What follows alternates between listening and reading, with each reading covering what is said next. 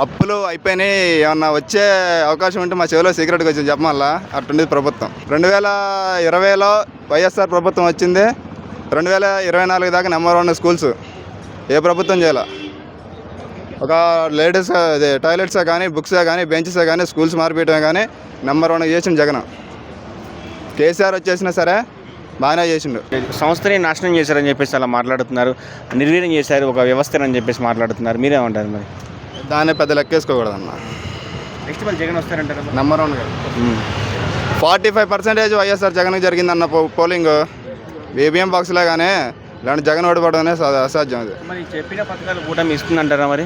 మళ్ళా అప్పులు అయిపోయినాయి, ఏమన్నా వచ్చే అవకాశం ఉంటే మా చెవిలో సీక్రెట్గా వచ్చింది చెప్పమల్లా. అట్టుండేది ప్రభుత్వం.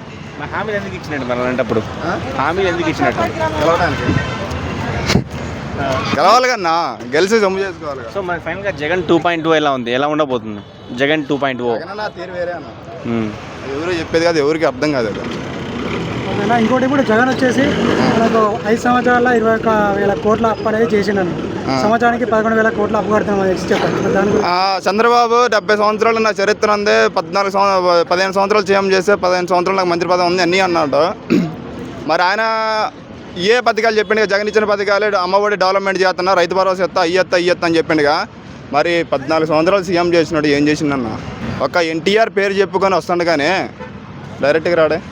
సుగాలి ప్రీతికి న్యాయం చేస్తా అని చెప్పి గవర్నమెంట్ రాకముందు పవన్ కళ్యాణ్ హామీ ఇచ్చారు. ఇప్పుడు ఏం పట్టించుకోవట్లేదు చాలామంది అంటున్నారు. మీరేమంటారు? చెప్పట్లా, గెలిచిన దాకా మాటలు, గెలిచిన తర్వాత ఏముండదు, చదువుకోవాలి. ఓకేనా, లాస్ట్ మాట కూడా లాస్ట్ క్వశ్చన్. ఇప్పుడు ఉచిత పథకాలు అనేది ఇస్తాం, బెటరా కాదా?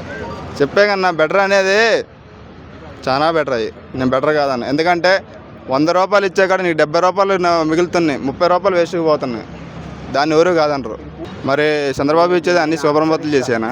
జగన్ ఇచ్చిండు అందరు సూపర్బోతులు చేస్తున్నారు. ఇప్పుడు చంద్రబాబు ఇచ్చేది కూడా సూపర్బోతులు చేయడానికనా? కూటమి ప్రభుత్వం గురించి ఫైనల్గా ఏం చెప్తాం? ఈ 4 సంవత్సరాలు ఉందిగా, ఈ 4 సంవత్సరాలు అయిపోయిన తర్వాత ప్రభుత్వం ఏ తీరుగా ఎటుండితే ఎవరికి తెలియదు. ఈ అప్పుల వాళ్ళు ఈ అప్పులు అంటున్నారుగా, ఇన్ని కోట్ల అప్పులు అయిందని. ఈ అప్పులు గూడి ఈ అప్పులు బూడేసరికల్లా చంద్రబాబు తలబట్టుకుంటాడు. చేసేది ఏముండదు, చేసేది ఏముండదు. తప్పు అప్పులైనవి అని మొన్నే తలబట్టుకుని చేసేది ఏమీ లేదు. ఈ ప్రభుత్వాలు అవి ఒక్క వైఎస్ఆర్ ఎట్లుంచైనా 3 సంవత్సరాలు చేసిన, 2 సంవత్సరాలు కరోనా ఉంది. 3 సంవత్సరాల్లో కూడా నా కాడ అప్పు అయిందని ఏనాడు ఊరికి చెప్పాల. అట్లాంటి చంద్రబాబు వచ్చిన 6 నెలలకే 3 సిలిండర్లను వదిలేండు అంతే. ఈ అమౌంట్ ఎంతమంది పడ్డాయో పర్లేదు, ఎవరికి తెలియదు. ఇంకోటి వచ్చేసి ఏంటంటే ఈ 6 నెలల ఈ సంవత్సరం లోపలనే చంద్రబాబు అంట అప్పు ఎక్కువ అయిపోయింది, ప్రజలకు ఎట్ట చెప్పాలో అర్థం కావట్లేదు, ఈ ప్రభుత్వం ఇచ్చిన హామీలు సక్సెస్ అయితే లేవు తెలియదని చెప్పిండు. అక్కడే అర్థం అయిపోయింది చేసేదే చేయిందని. అతను మాట్లాడని చేసేదైతే ఎప్పుడో చేశాడన్న. ఇవన్నీ మాటలు చెప్పలేరు, మాటలు చెప్పేగా ఇచ్చేగా.